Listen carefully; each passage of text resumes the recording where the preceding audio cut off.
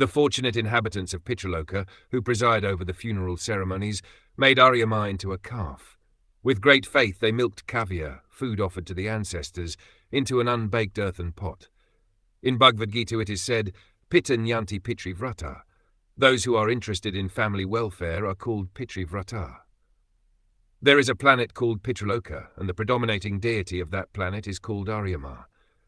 He is somewhat of a demigod, and by satisfying him one can help ghostly family members develop a gross body. Those who are very sinful and attached to their family, house, village or country do not receive a gross body made of material elements, but remain in a subtle body composed of mind, ego and intelligence. Those who live in such subtle bodies are called ghosts.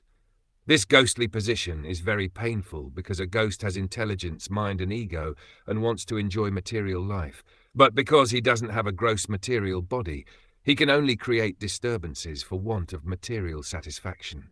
It is the duty of family members, especially the son, to offer oblations to the demigod Aryama or to Lord Vishnu.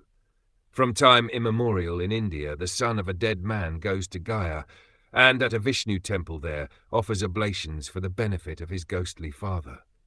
It is not that everyone's father becomes a ghost, but the oblations of Pinda are offered to the lotus feet of Lord Vishnu, so that if a family member happens to become a ghost, he will be favoured with a gross body. However, if one is habituated to taking the prasad of Lord Vishnu, there is no chance of his becoming a ghost or anything lower than a human being. In Vedic civilization, there is a performance called Shraddha by which food is offered with faith and devotion. If one offers oblations with faith and devotion either to the lotus feet of Lord Vishnu or to his representative in Pitrloka, Aryamuni's forefathers will attain material bodies to enjoy whatever material enjoyment is due them.